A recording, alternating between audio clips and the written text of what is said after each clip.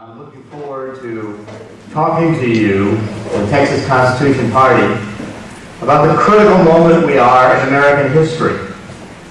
Because we'll frequently hear people say we're at a crisis point, or that this situation is emerging to be a danger to our liberty.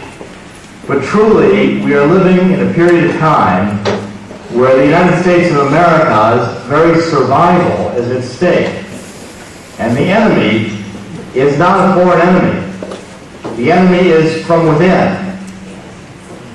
The enemy is from those of our leaders, both parties, Democratic and Republican, that have lost the vision of the United States of America as a distinct nation founded under principles established by God.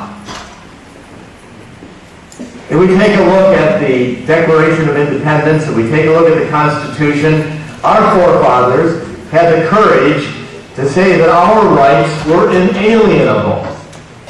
That means given from God.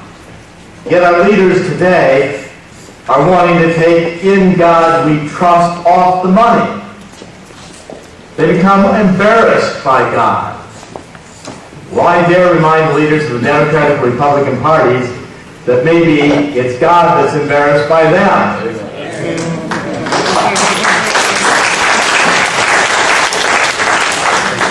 When I look at, even today, Hillary Clinton wanting to debate John Edwards about which of them has more faith-based initiatives, I'm realizing it's come to mean nothing except a public relations campaign. Gone is the feeling of having a religious experience. Where is the courage to say, I've accepted Jesus Christ into my life? Thank you.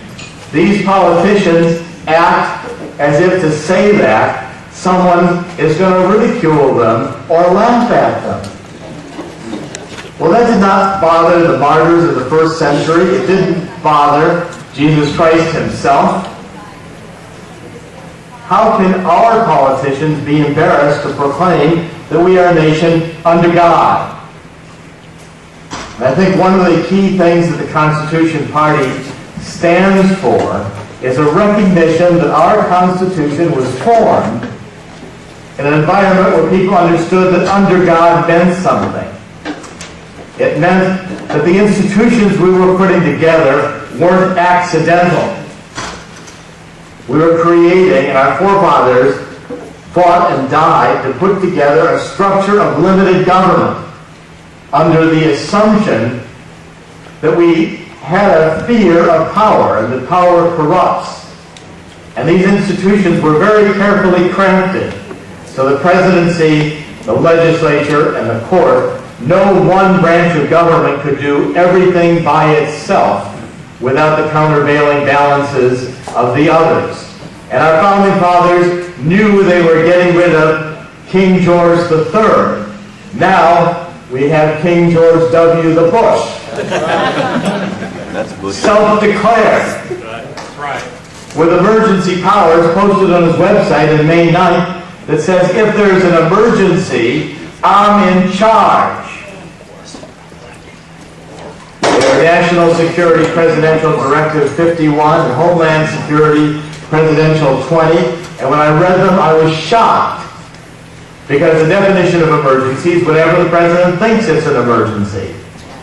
And then he can take over all federal, state, local, territorial, even tribal governments. I thought it was a curiosity. He can't put tribal in there. What's he worried about? The Indians are going to have an insurrection? You know, sometimes I wish they would. And we ought to join them. The issue is, this is a definition of dictatorial powers.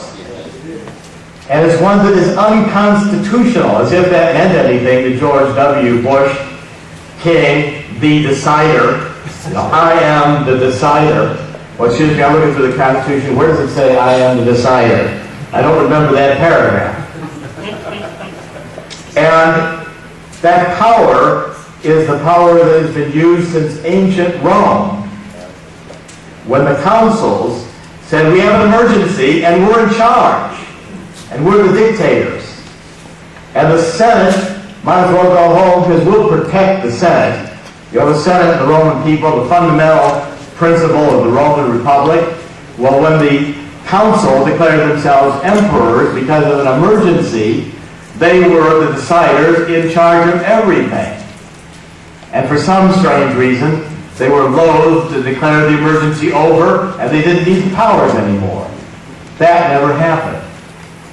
Our founding fathers knew we could put emergency powers into the Constitution, and they chose not to do so. They also chose not to give the authority to write in a law, I'll enforce these following parts with a notation. That's unconstitutional. But our politicians in the Senate and the House of Representatives have by and large lost their political way. They have no will. And they allow a constitutional crisis to occur for the major reason that they too are bought and paid for by the same interests that pay George W. Bush. And the same interests that pay Hillary Clinton and John Edwards and all the rest of them. When it costs $100 million even to start running for president, they line up at the door of Bill Gates, of all the other multinational corporations in the United States, the Chamber of Commerce, which, by the way, drove this immigration debate that we've just been through for a second time, the Chamber of Commerce, which wants nothing but borders erased. Why? Because they want slave labor. Allowing millions of Mexicans coming into the United States has nothing to do with anybody's desire to share America with any other foreign country, including Mexico.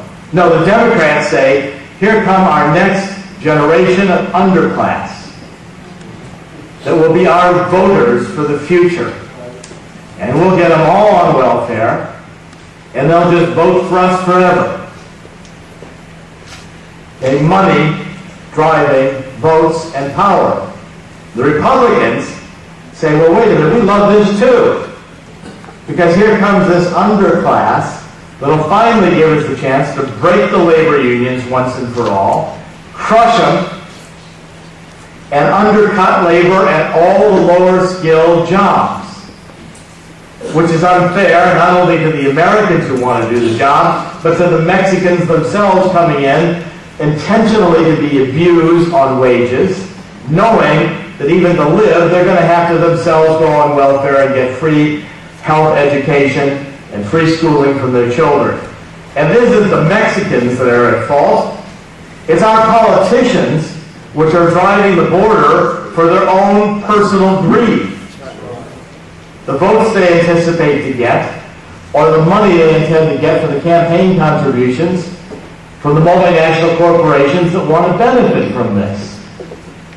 So when you look at the debate we just went through in the Senate, another 2 weeks, and I thought, here you've got Ted Kennedy partnering with John McCain and now John Kyle. I never thought, with George Bush supporting the bill, here's George Bush, Ted Kennedy, John McCain. I'm saying, what's wrong with this picture? I thought these people were supposed to be opposed to each other. Right. How did Ted Kennedy get to be George Bush's best friend?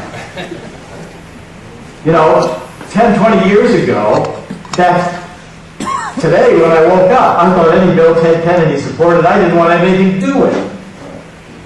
How is it that George Bush is in love with this legislation? Again, the same financial interests giving us the best government that money can buy. This is something we have to put an end to because it leads to the kind of globalism that makes our politicians think that our borders are a restraint. I sometimes look at George Bush and I think he's post-America.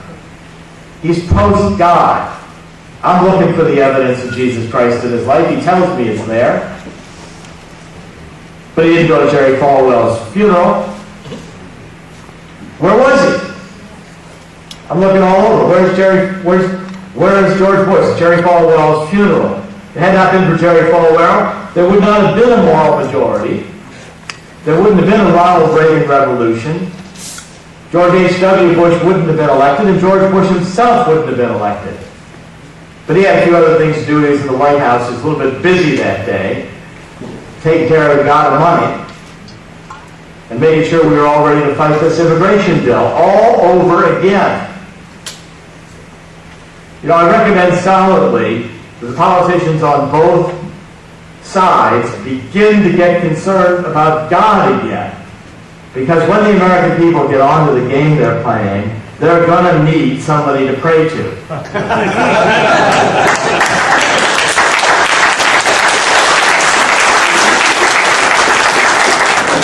Our founders put this republic into our hands to say, you've got to preserve it yourselves, for yourselves and your children, and your children's children. The Constitution Party has never been in a better moment in American history. Because people all across the United States, Democrats and Republicans alike, feel with justification that neither party is listening to them. So anybody in this room that feels either Republican or Democratic Party cares? We just told President Bush in the last Congress, the 109th Congress, here we have this immigration bill, 2611. It was jammed through the Senate, another guest worker program. It was blocked in the House. It didn't get passed. The November election starts coming up in 2006. What does Congress and George Bush do? They rush and they pass a bill to build a fence, the Secure Fence Act. And they sign it with a big ceremony. They tell everybody, we're going to secure the border. Well, where's the fence? They built 11 miles of it. At this rate, it'll be 3,007 before there's a fence built. They don't have any intention of building a fence. What they have an intention of doing is coming back in the 110th Congress and introducing the same bill all over again. Same thing the communists did. You know, you beat the communists, think we really won a victory. Next year they'd organize and do the same thing all over again. They won't take no for an answer. And George Bush knows that he's doing the job he's there to do, which is to create, ultimately, a regional government structure in the United States, just like there's a regional government structure in Europe. Europe, over a 50-year period on a stealth plan of lying, went from a European Union that was basically a structure only of commerce, coal and steel agreement, to a European common market, to a European Union with its own currency, the euro. Where is the lira, the franc, the mark? They're gone. And they're gone, intentionally gone, by elitists who said we want to destroy the nation state. Today, we now have NAFTA that has advanced into the Security and Prosperity Partnership in North America, on the way to the North American Community, to the North American Union, and to the AMERO, the A-M-E-R-O, a currency already named to replace the dollar. And you know, if you go to the SPP website, spp.gov, they've even got a little section there, Myths and Illusions, which will tell you that the website you're reading doesn't exist. I mean, it's a remarkable thing. It says it's a myth that the SPP is a law, and it's a myth that it's a treaty. I was delighted to see that up on the website. I've been arguing that for 2 years. It's unconstitutional. It's no more than a press release issued by George W. Bush together with Vincenti Fox and Canada's Paul Martin on March 23, 2005 in Waco, Texas. Yet, there are 20 working groups constituted in our government, bureaucratic working groups, and the Freedom of Information Act request, we've got the names of the bureaucrats, what departments they come from, what their phone numbers are, what their emails are, meeting together with the bureaucrats of Mexico and the bureaucrats of Canada in a structure of informal, unannounced working group committee meetings as a shadow government bureaucracy. What are they doing? They're rewriting our laws, our administrative laws, integrating and harmonizing with Mexico and Canada. So we no longer have a United States energy policy, we have a North America energy policy. We no longer have a United States steel policy, we have a North American steel policy. And it's the same in every policy area you can think of. The 2005-2006 report to the leaders on that website named 350 agreements, memorandums of understanding that we've signed with Mexico and Canada, yet they're not published anywhere. And I get on to Fox News, and they say, well, Dr. Corsi, is there a problem with this? Well, I think so. It's called the Constitution. There is nowhere in our Constitution that authorizes the President to send our bureaucracy to meet with other bureaucracies to change our laws. And so we passed NAFTA. This is just a discussion with our friends and neighbors. So wait a minute, I've got the organizational chart. Organizational chart shows the little boxes of these working groups. And by the way, I don't remember the term working group in the Constitution. I guess that's just a term of the European Union, the bureaucrats in Brussels and Luxembourg, who namelessly tell the legislatures of Europe what laws to pass. So it's okay if we use working groups, because I guess that's where we're headed too. And these working groups, with no constitutional designation on this chart, report up through 3 cabinet officers. They report to Secretary of State Rice, Secretary of Commerce Gutierrez, and Secretary of Homeland Security Chertoff. You all remember Secretary Chertoff? He's the guy who went down to Mexico recently and said, we don't need a defense bill that keeps out housekeepers and maids. Now, if I said that, they'd have been after me as a racist, saying that Mexicans are only good to be housekeepers and maids. But yet, in the context of the way the administration has framed this argument, that seems reasonable. Well, of course, because there's so many jobs that Americans won't do, that Mexicans have to do. Well, there's one job that the President of the United States won't do, that maybe the Constitution Party has to do, and that's secure our border.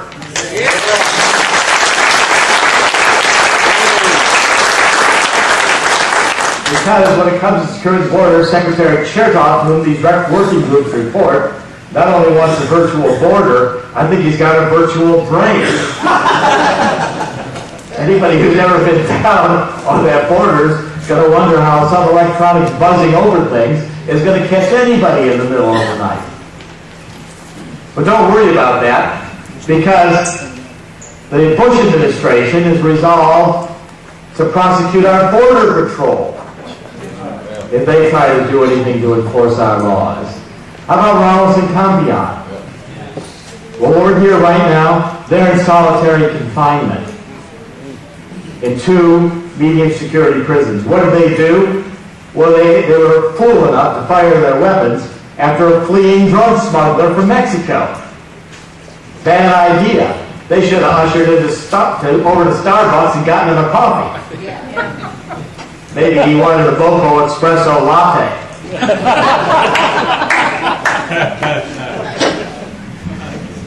Firing after Davila, Ramos and Campion damaged his civil rights. Well, excuse me, he's a drug smuggler. He brought 750 pounds of marijuana across the border in an Astro van. Well, I don't know about you, but there's something wrong with that as far as I'm concerned. It has to do with violating the civil rights of our children, where those drugs were going to be sold in the schools. Johnny Sons is not worried about that, though, because the Mexican council complained. So they went and found Ramos and Campion and started prosecuting them. And they gave Davila, the drug smuggler, immunity. Fixed him up in a government hospital.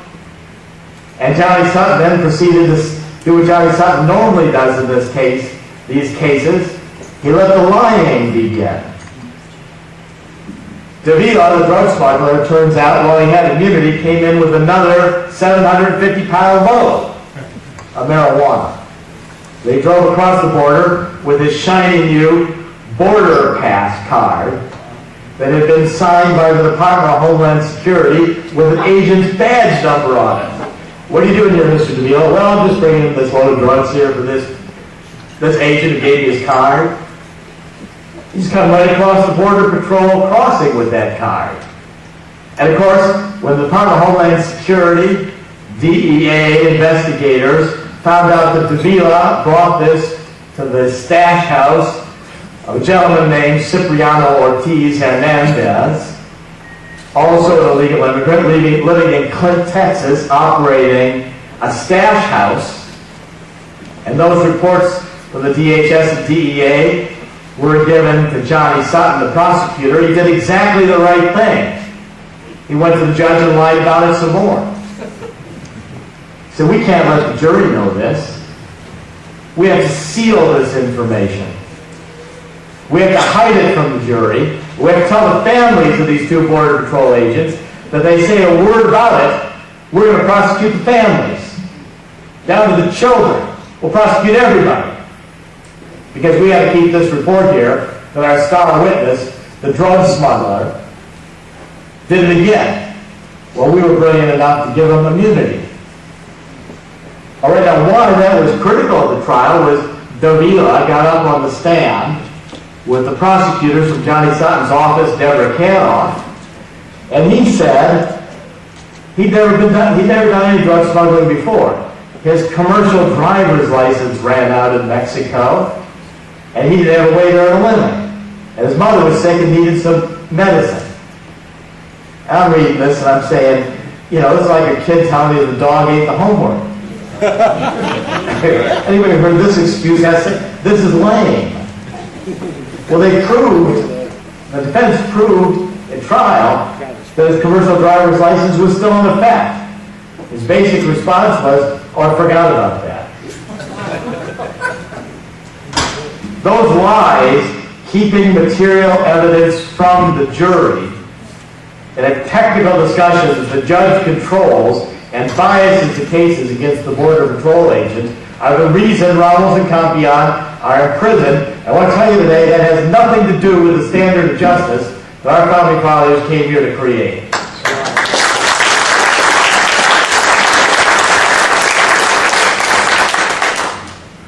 They're doing it again. Gil Hernandez, another deputy attorney, is in federal prison right now for having shot after a group of fleeing Mexicans, again in a van, illegally here, brought in by a coyote. He's serving 6 months. The deputy sheriff, this is in Rock Springs, Texas, Sheriff Lutzinger, told me the Texas Rangers had investigated. And for those of you who know the Texas Rangers here in Texas Rangers say something, I'd go to the bank on it. They're honest, and they're likely to be telling the truth, even if Johnny Sutton doesn't believe them. Well, Sutton prosecuted them too, even though the Texas Rangers said that Gil Hernandez did nothing wrong. Why did they prosecute? Because the Mexican council demanded it. I got the letters and published them in World Net Daily. I went to Congressman Ted Poe, Judge Poe here from Texas. Judge Poe told me, well, looks to him, he said, like our Department of Justice is working for Mexico. Yeah. He said maybe he ought to pick up the phone and call El Presidente Bush and Gonzalez and remind them that their oath of office was not to preserve, protect, and defend the Constitution of Mexico, but to preserve, protect, and defend the Constitution of the United States of America. And that duty they are not doing. I'm going to write about on Monday, there's another Border Patrol agent going to prison. Johnny Sutton is waging a war on our Border Patrol agents, and don't think for a minute that the directive doesn't come from the White House. This new Border Patrol agent, his name is Noe Alaman, 12 years in the Border Patrol. He and his wife adopted 3 young girls, 12, 13, and 15, from Mexico, who were the daughters of his wife, their niece, his wife's sister's daughter. Their father died. His wife Isabel said, let's adopt the girls. They did. They legally adopted the girls. But there were mistakes made in the way the forms were filed. The ages of the girls, the lawyers have put down wrong, the dates of their visas. Well, Johnny Sutton has just prosecuted Noe Alaman for human smuggling, and has accused him that he brought these girls across so he could sexually abuse them. Turns out that Noe Alaman and his wife can't have children, and they had previously adopted a child from Hawaii.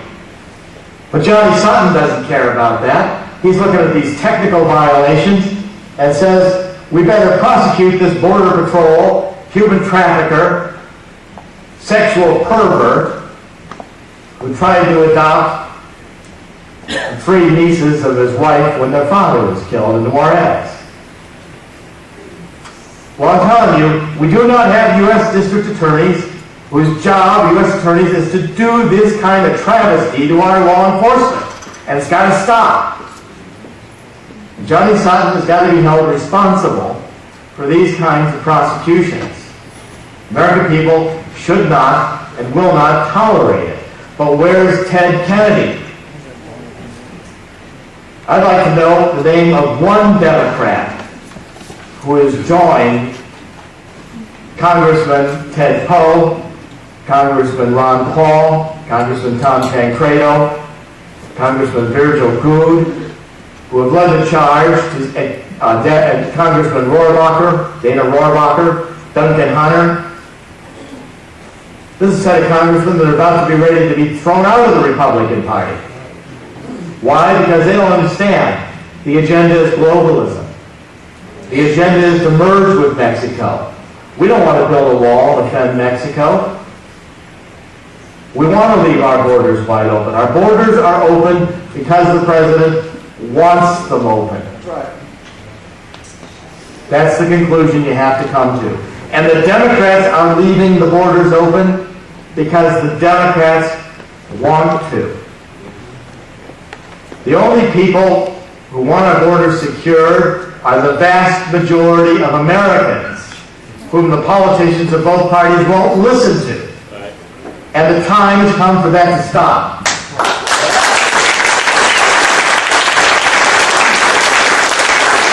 Where it will stop is in the Constitution Party. Coming from a room like today, with a group of us getting together, this is the beginning of a new party being born in the death of the old too.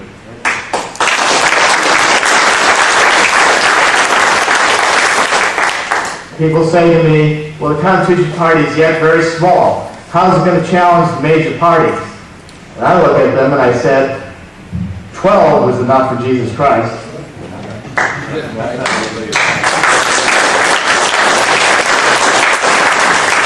When I read the Bible doesn't say God comes into the city that he's going to tear apart Sodom and Gomorrah for what they were doing, what they're doing again.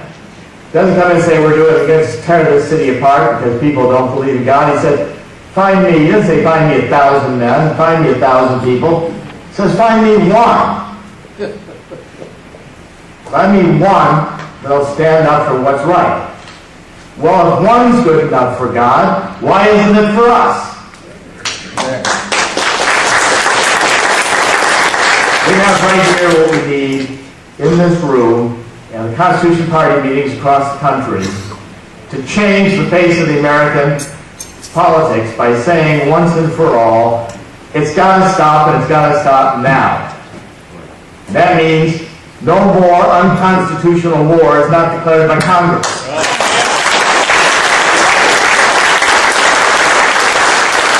We no more American men and women dying in a foreign war in the Middle East. We have no chance of nation building from a president who promised he wouldn't do it. We've had enough of those wars.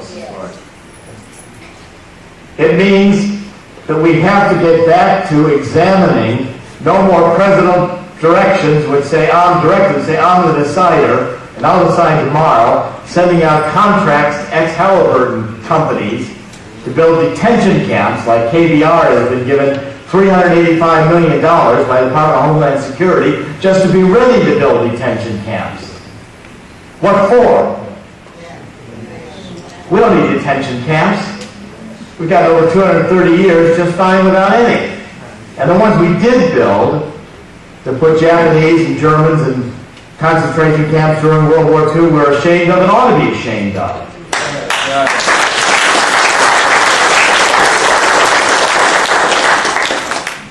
What we need is not concentration camps, but these politicians out of Washington.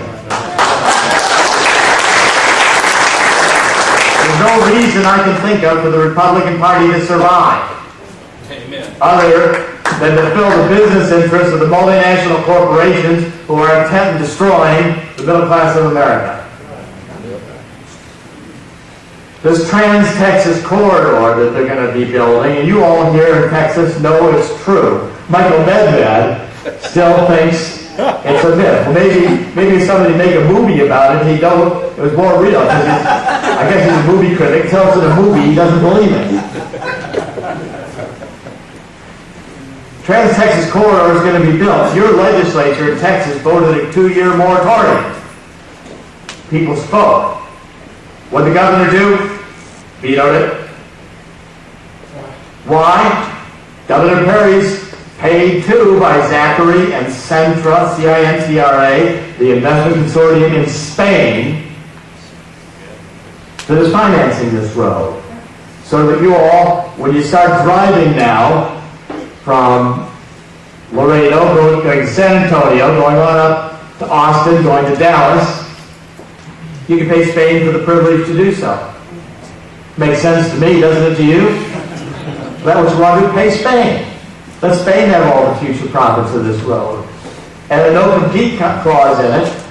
No compete, don't expect any improvements to Interstate 35. I thought these were freeways. Well, now Spain's in control, and George H.W. Bush signed the executive order which allows this to happen, PPPs they call them, which is public-private partnerships, which means that our infrastructure can be sold to foreigners. That not only means the roads, it means the schools, it means the water departments, it means the prisons, it means anything else you can think of that's now a public facility. You'll be paying Spain or Australia or some other foreign country to use those facilities that are right here in the United States. But it doesn't bother George W. Bush or Ted Kennedy, both parties, or Hillary Clinton. This is a bipartisan effort. You know, Bill Clinton never saw a speaking engagement in Dubai or China that he didn't like. Today, with our NAFTA superhighway, which is going in place, and now that moratorium has been defeated, this 4 football fields wide highway is going to start. Eminent domain notices are going to be given, and Sintra and Zachary are going to start building and paying campaign contributions to the politicians all the way along the road. It's going to be built no matter what the people of Texas say. And it's going to stretch down to Lazaro Cardenas and also the Manzanilla in the Pacific with Mexico. Why? So the millions of container ships with these containers from China can start pouring in through our southern border. You know, it's too expensive to bring them to Long Beach and Los Angeles because we have longshoremen working there and they're a labor union. They want Mexicans to do it because Mexicans aren't labor union. Break the labor union. And then transport those containers across the United States. They have to pay truckers, many of whom are union, or they have to pay railroads and the United Transportation Union, which my father helped create, objects to having the Mexican trains do it. But there's a way around this, you see, if we bring in the goods through Mexican ports. The Mexican trucks now can come all the way through into the United States. And I got word from Department of Transportation last week, I published it in World Bank Daily, the Mexican trucking experiment's going to start on July 15th. Despite the House of Representatives voting against it in a 411-3 vote on the Safe Roads Act of 2007. These arrogant bureaucrats, whose mentality is North America, say we don't have to listen to the House of Representatives because the Senate didn't vote for it and the President would veto it. So we're going to disregard Congress. There's the heart of the problem when you disregard the Constitution. Because the Constitution does not permit and would not tolerate such arrogance. And neither should we.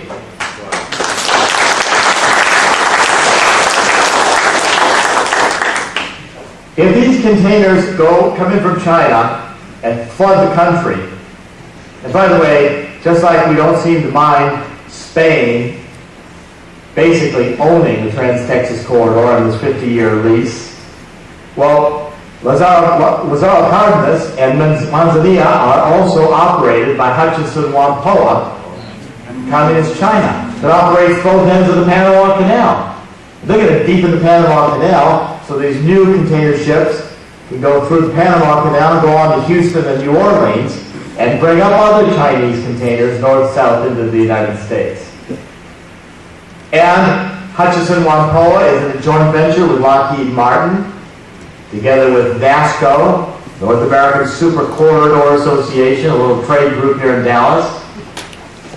And they're going to put sensors all up and down Interstate 35, RFID sensors, to monitor the containers from Communist China coming into the United States. Well, you know, Communist China, which now has $1 trillion in foreign exchange reserves, most of any country in the history of the world, though 3/4 of which are held in dollar assets, Communist China owns us. Communist China could start selling gunboats up and down the Mississippi River. How would President Bush object? You know, the Communist Chinese, having this intrusion into the United States, Communist Chinese just had their submarine tracking the Kitty Hawk. They're building missiles, ships, they're arming. But it doesn't make any difference. Our Secretary of Treasury, Henry Paulson, is Mr. China. Goldman Sachs, he had 70 trade missions going over to China. When he left Goldman Sachs to become Secretary of Treasury, he got $100 million in bonuses and his stock options, etc., being purchased. $100 million. Sure, Paulson loves China. What made him wealthy? And he's not going to object if China continues to subsidize his currency. He's not going to object if China has slave labor. And I mean slave labor. Communist China still has concentration camps of political prisoners making goods for our market. And if they get too old or they have, you know, if China needs their organs, they might just disappear and the organs be sold. It was wrong for us in the United States, morally wrong, and I believe it was and is, to use African American slaves. It's wrong morally to go to China and use China's slaves. We can't do it and be a moral people. And this God, who nobody wants to care about, is going to take notice. Because the God that we're all dealing with is inside each one of us, and we know it's wrong and it's more immoral. I don't care how cheap the goods are at Walmart. Let's pay more and have them made in America.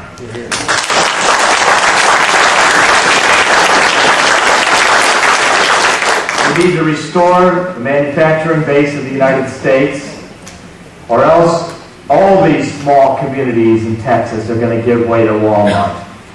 That comes in for the cheap prices, destroys businesses that have sustained those communities for 3 generations or longer.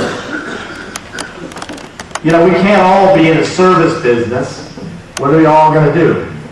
You know, put hamburgers at McDonald's and basically do nothing at all except serve services for each other? Well, the services are going to India and China too. You pull up to McDonald's, now they want where you place the order in the machine. There's a person in China or India who's answering that, to give it over to the person who's cooking the hamburger. Every 800 number you call up, I get these called 800 numbers, and where are you? I say, what do you mean? I say, you in India? I say, yes, I hang up on them.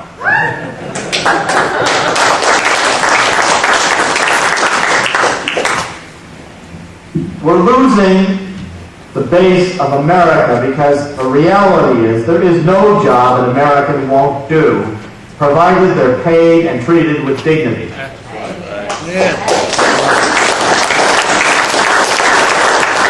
What? Before we had this invasion from Mexico, nobody cut their lawn? You all were living in houses where the beds weren't made, the dishes weren't done, because you didn't have help from Mexico? We did 250 years, and we didn't need the African-American slaves, and we don't need the Mexican slaves, and we don't need the Chinese slaves. And we don't need our multinationalists being empowered by paying themselves $1 million and $1 billion of bonuses in order to enslave people and destroy the middle class because we're the next slaves. We don't wake up, we're next. You'll have a few at the top, and of course the globalists always imagine themselves being up there. They're the ones staying in luxury hotels. They're the ones earning the bonus points on all the airlines. They're the ones getting fancy cars and better apartments. Well, I'm sorry, this kind of a system crashes. It crashes every bit as surely as the housing market crashed every bit as surely as this inflated, liquidity-driven stock market is going to crash.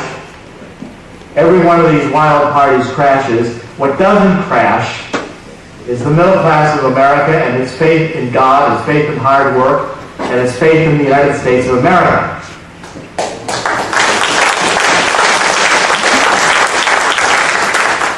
If we want to see the country go in the direction of no borders, the transportation configuration reestablished into a global sense, our jobs continuing to be eroded to Mexico, to India, to China, the vast majority of people, including in this room, saying, how do I pay the mortgage? How do I educate the kids? What's it cost today? $23,000 for college? That's not 4 years, that's a year. How much it cost for gasoline today? You know, everybody's paying you over $3. Well, if our president gets in his mind to do something as damn fool, excuse my language, as attack Iran, it'll be $5 before you know it. And we do not need another war in the Middle East.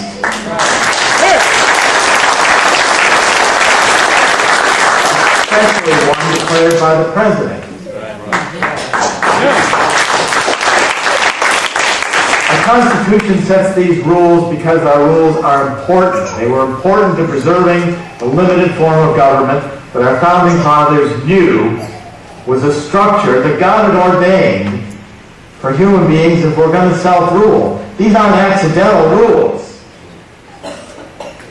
These rules that are in our Declaration of Independence and our Constitution evolved over centuries of human beings trying to figure out what worked.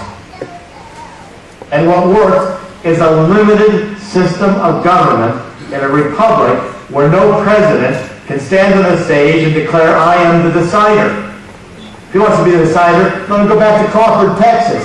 He can decide all he wants for the ranch.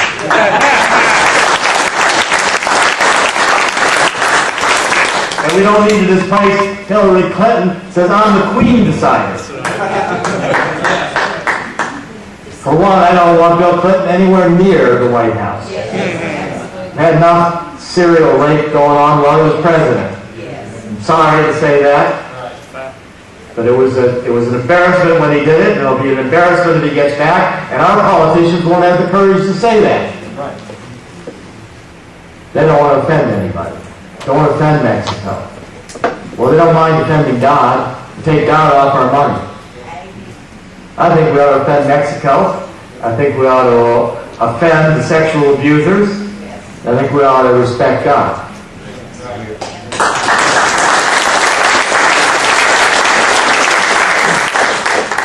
The United States of America has a time, right now, when we can turn the tide. But the Constitution Party has never had a better moment or a better opportunity to build. George W. Bush is, I think, the best sales agent for the Constitution Party I've ever seen. He has turned more, he's destroyed the Republican Party, he's turned more conservatives off, and we're not conservatives, we're constitutionalists.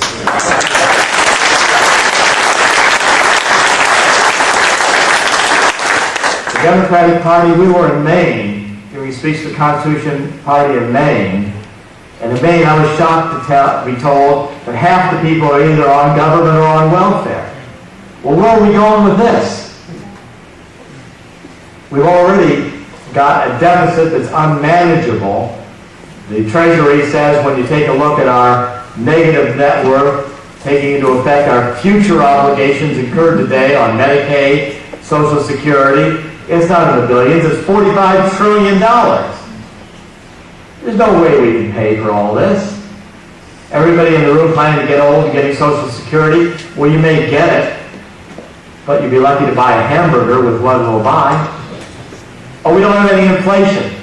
Well, how come my house is worth twice what it used to be? How come it costs $30,000 to buy a car? Why does it cost $4 to get a gallon of gasoline if we don't have inflation? We don't have inflation because the politicians are lying. We don't demand the truth. We don't deserve to have the freedoms our founding fathers gave to us. We need to demand the truth of the Democrats and the Republicans. The one thing they will not stand, and the one thing I can tell you, writing almost daily for WorldNet Daily, is shine the light of truth on these people and they run like rats for the rocks. The one thing they can't stand is the light of truth. And as we have an election coming up that started before I could ever imagine one having started, we've got some months ahead of us. These months we need to build. We need to get the word out. I'm not concerned to be a third party. I think as we fight to get the message heard, the American people are going to want to listen. Because the Democrats and Republicans might try to control the electoral process, and they might have the money that they can raise from the multinationals to run their campaigns. What they don't have is a message that the American people want to hear.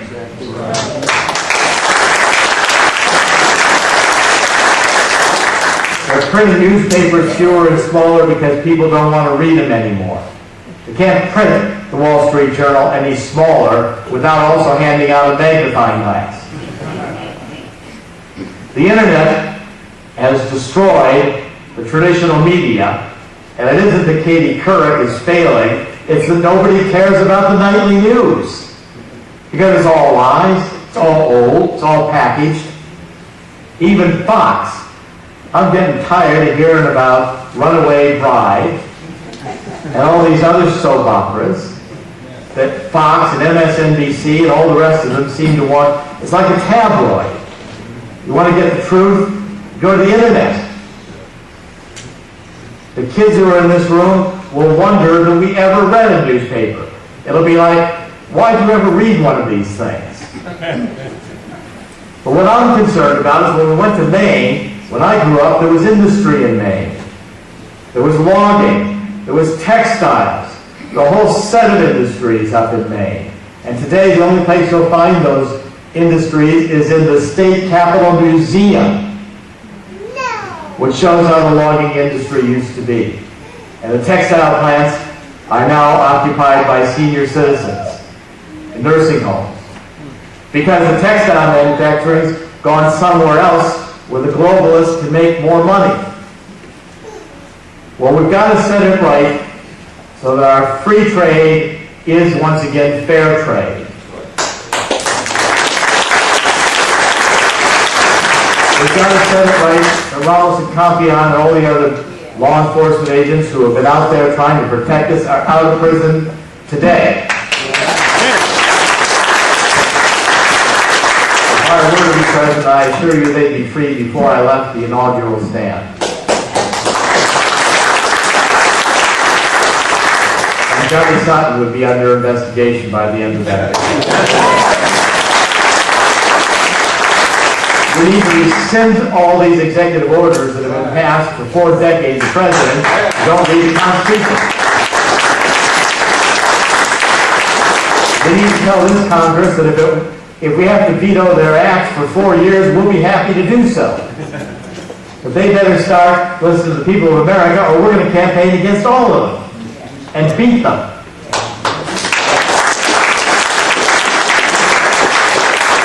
People in the United States still have one thing in our power, and that is we do have the ability to speak and to organize, although it's constantly under threat. If we do not take the opportunity now to take seriously these issues and say, no, I'm sorry, Trans-Texas Corridor is not a conspiracy theory. It's a highway, and it's going to be starting to be built here anytime soon. And don't think it's going to stop at the border of Oklahoma, because the investment bankers are already there telling the politicians how much money they're going to make. And it won't stop there, because they're already rolling in NASCO, the trade organization, Minnesota. Of course, NASCO says, now wait a minute, we don't believe in NAFTA superhighways, we're the North American Super Corridor Coalition. What's the difference? Really? The difference is a lot. They don't want to tell you the truth about who they are, any more than the Republicans or the Democrats want to tell you the truth about what they're up to. The Constitution Party has got to stand for some very simple things. It has to stand for the truth. It has to stand for the American worker. It has to stand for the Constitution. It has to stand for God. If we do that, with your help and those around the country who will join, we cannot lose.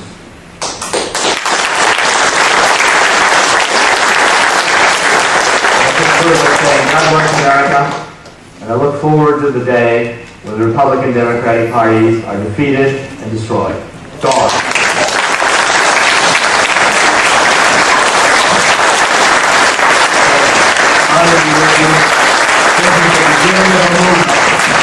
Please across the United States of America with your help.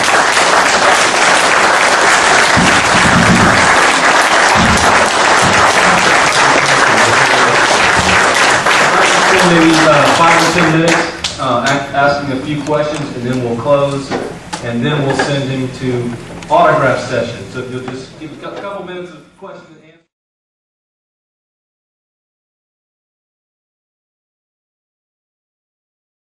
Or whatever. What about that? Okay. I support Israel. I have since I was a child. I will till I die. The reason I support Israel, as it says in the Bible, he who helps Israel, God helps. And that's good enough for me, and that's pretty much where I stopped. When I was a child, and I became aware that Israel had been created, I felt it was an act of God. I felt it was biblical. It had to be a miracle to have Israel created after the Holocaust. I took it as biblical, and I still do today. Now, I would not, as president, ever go to war, even in support of Israel, unless Congress had declared it. Help Israel, but I do not believe war is the solution in the Middle East. I'm where Prime Minister Rabin was at the end of his life, and I had the pleasure of getting to meet his widow in New York at the B'nai B'rith event. And what she shared with us was, at the end of his life, Rabin, who had been one of Israel's greatest warriors, came to the conclusion that every time another person is killed in a war or an act of violence in Israel or in the Middle East, another generation of warfare is born. From their fathers, their brothers, their sisters, their family members who now have lost somebody or are set on revenge. We will not break the chain of hate in the Middle East with war. It won't happen. And I think the Israelis realize that. So we do not need another war, and I'm against it. I do not want a war with Iran. We got South Africa to stop apartheid without a war. Why can't we get Iran to stop nuclear weapons without a war? We're limited in our thinking. We think we either got to capitulate or go to war. No, there's another choice. We can stand up for what's morally right. We can work with the forces of freedom in their own country that want to change their own country. And we can stand down from thinking that we've got the great solution. We don't. What we need to be concerned about is the security and defense of the United States of America and using our military, as George Washington advised in his farewell address, in a limited fashion, and only when it's declared by Congress that there's a war that directly affects our national interests, period. So that's where I'm at in the Middle East, that's where I'm at in Israel. You want to have another question? Yes, up here. Up in the front. Up here, yeah.